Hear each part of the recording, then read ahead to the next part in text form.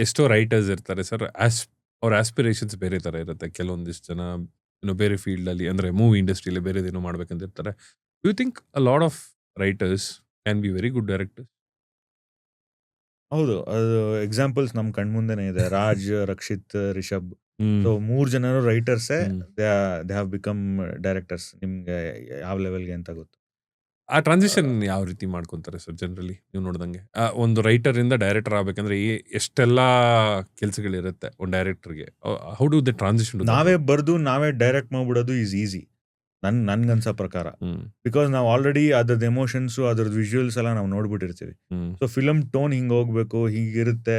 ಇದ್ರ film pacing, film editing, every pattern ನಾವು ನೋಡ್ಬಿಟ್ಟಿರ್ತೀವಿ. ರೈಟಿಂಗ್ ಸ್ಟೇಜಲ್ಲೇನೆ ಫಿಲಮ್ ನಾವು ನೋಡ್ಬಿಟ್ಟಿರ್ತೀವಿ. ಸೊ ಒಬ್ಬ ರೈಟರ್‌ಗೆ ಅವ್ನ್ ಡೈರೆಕ್ಟ್ ಮಾಡೋದು ಈಸ್ ತುಂಬಾ ಈಸಿ ಅಂತ ಅನ್ಸುತ್ತೆ. ಬಿಕಾಸ್ ನನ್ಗೆ ಇನ್ನ ಗೊತ್ತಿಲ್ಲ. ಆಹ್, ಈಗ ರಿಷಬ್ಬು ನನ್ಗೆ ಮತ್ತೆ ಅಥವಾ ನಮ್ ಟೀಮಲ್ಲಿ ರಿಷಬ್ ಜೊತೆ ಇರೋ ಒಂದು ನಮ್ಗ ಬಾಂಡಿಂಗ್ ಏನಿದೆ, ಅದ್ರಿಂದ ನಾವು ಕೆಲಸ ಮಾಡ್ತಿದೀವಿ ಅಷ್ಟೇ.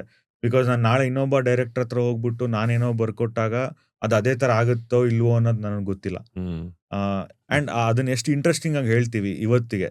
ಸೊ ಹ್ಮ್. ಹಳೆ ಅಜ್ಜಿ ಕಥೆನ ನಾನು ಇವತ್ತಿಗೆ ಹೇಳ್ಬೇಕಾದ್ರೂನು ಇಟ್ಸ್ ಅ ಚಾಲೆಂಜೇನೆ. ಹ್ಮ್. ಸೊ ಅವತ್ತು ಹೆಂಗ್ ಅಜ್ಜಿ ಕಥೆ ಹೇಳ್ತಾ ಇದ್ರೋ, ಅವತ್ತಿಗೆ ಅದು ಚೆನ್ನಾಗಿ ಅನ್ಸಿರ್ಬೋದು. ರೈಟ್. ಸೇಮ್ ಕಥೆ ನಾನು ಇವತ್ತು ಹೇಳ್ತಿದ್ದೀನಿ ಅಂತಂದ್ರೆ, ಇವತ್ತು ಆಡಿಯನ್ಸ್ ಬೇರೆ ಇದ್ದಾರೆ. ಸೊ ಹ್ಮ್. ಅವ್ರಿಗೆ ನಾನು ಬೇರೆ ತರ ಹೇಳ್ಬೇಕು. ಸೇಮ್ ಅದೇ ಹ್ಮ್. ಕಥೆ ಹೇಳ್ತೀನಾ ಹ್ಮ್. ಪರವಾಗಿಲ್ವಾ. ಹ್ಮ್. ಬಟ್ ನಾನು ಬೇರೆ ತರ ಹೇಳ್ಬೇಕು ಅದನ್ನ. ಓಕೆ. ಸೊ ನನ್ನ ಪ್ರಕಾರ ರೈಟರ್ಸ್‌ಗೆ ಇಟ್ಸ್ ಈಸಿ. ಒಂದು ಡೈರೆಕ್ಟ್ ಮಾಡೋದು ಈಸ್ ಈಸಿ ಅಂತ ಹ್ಮ್. ಅನ್ಸುತ್ತೆ. ಓಕೆ.